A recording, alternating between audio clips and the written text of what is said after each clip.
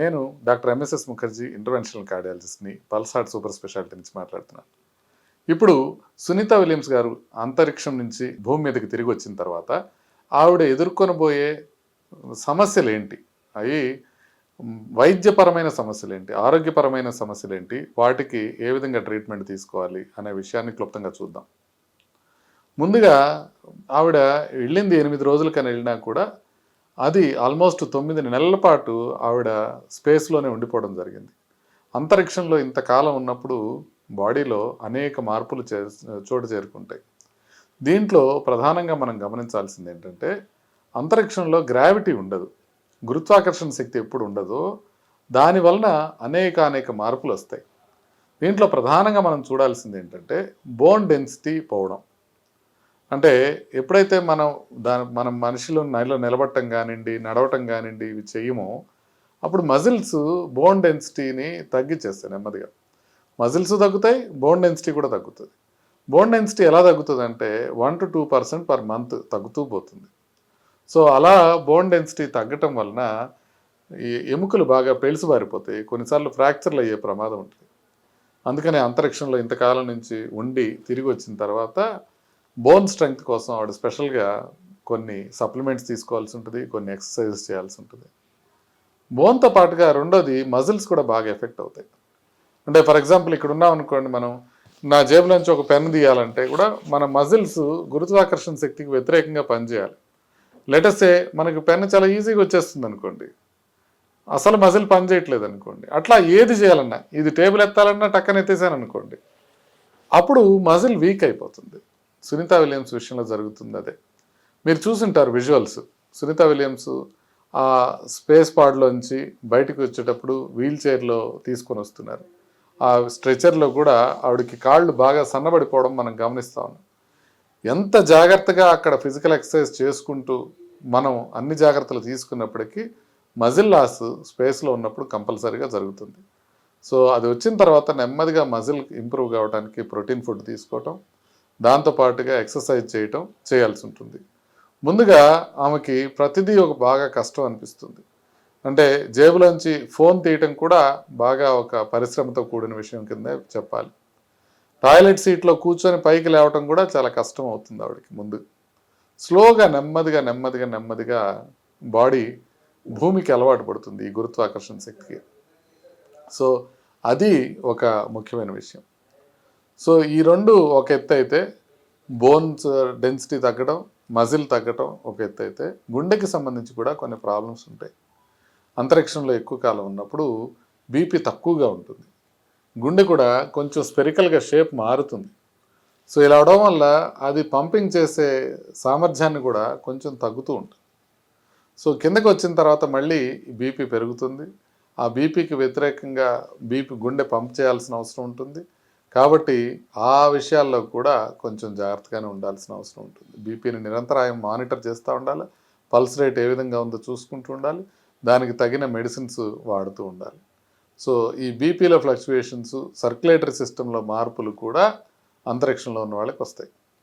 ఇకపోతే నాలుగోది ఇంపార్టెంట్గా చూపు కూడా కొంతమేరకు మందగించవచ్చు. దానికి ఒక సిండ్రోమ్ ఉంటుంది, శాన్స్ సిండ్రోమ్ అని. అంటే space flight associated neuro ocular syndrome అని అర్థం అన్నమాట. అంటే ఈ స్పేస్ ఫ్లైట్లో ఎక్కువ కాలం ఉన్న తర్వాత ఆ ఫ్లూయిడ్ షిఫ్ట్స్ వలన ఈ ఆప్టిక్ నర్వ్ పైన ఎఫెక్ట్ పడి నెమ్మదిగా చూపు మందగించే అవకాశం ఉంటుంది. కాకపోతే లక్కీగా అది కూడా స్లోగా రివర్సిబులే. మరీ ఎక్కువ కాలం ఉంటే అది రివర్సిబుల్ కాకుండా ఇర్రివర్సిబుల్ అయ్యే అవకాశం ఉంటుంది. కానీ 9 నెలల్లో ఆ చూపు కూడా మళ్ళీ రికవర్ అయిపోయే అవకాశమే ఉంటుంది. ఇక ఐదోది మనం చూసుకోవాల్సింది బ్యాలెన్స్కి సంబంధించిన విషయాలు. ఇప్పుడు మనకి బ్యాలెన్స్ అంతా ఎక్కడ ఉంటుంది? బ్రెయిన్లో కాదు.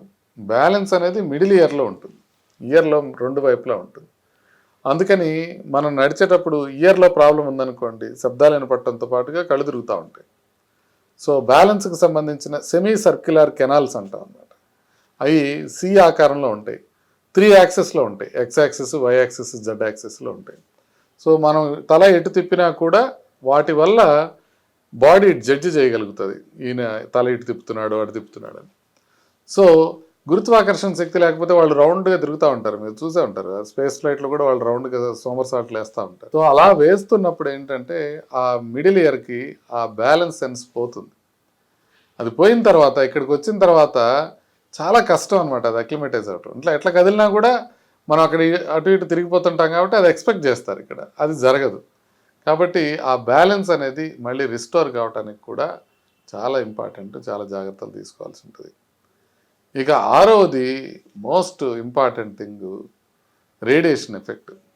మీరు చూసే ఉంటారు సునీత విలియమ్స్ వెళ్ళక ముందు 9 నెలలకి ముందు 9 నెలల తర్వాత మీరు కనుక పిక్చర్స్ చూసినట్లయితే క్లియర్గా ఏజ్ కనబడుతూ ఉంటుంది, ఎక్కువ ఏజ్ పెరిగింది అని. అది 9 నెలల ఏజ్ లాగా అనిపించదు, డెఫినెట్గా ఎక్కువ ఏజ్ చెందినట్లు అనిపిస్తుంది. కొంత గ్రూమింగ్ అది ఉన్నా కూడా డెఫినెట్గా ఏజ్ మీద ఈ రేడియేషన్ వల్ల ఎఫెక్ట్ ఉంటుంది. సో రేడియేషన్ ఎందుకు ఎక్కువ ఉంటుంది? నార్మల్గా సూర్యరశ్మిలో రేడియేషన్ చాలా ఎక్కువ ఉంటుంది. భూమి దాకా వచ్చేటప్పుడు అట్మాస్ఫియర్ని దాటుకొని రావాలి కాబట్టి ఆ అట్మాస్ఫియర్లో చాలా వరకు ఈ రేడియేషన్ తగ్గిపోతుంది. అందుకే మనం ఓజోన్ లేయర్ ఉండటం వలన మనకి రేడియేషన్ తగ్గుతుంది. కాబట్టి మనకు పర్యావరణంలో ప్రాబ్లమ్స్ వస్తే ఓజోన్ లేయర్కి చిల్లుబడి ఆ రేడియేషన్ మనకు డైరెక్ట్గా వస్తుందేమో అని మనం భయపడుతుంటాం. అలాంటిది అట్మాస్ఫియర్ పైన మనం స్పేస్ స్టేషన్లో ఉన్నప్పుడు సునీత విలియమ్స్కి డైరెక్ట్గా ఆ రేడియేషన్ వస్తూ ఉంటుంది.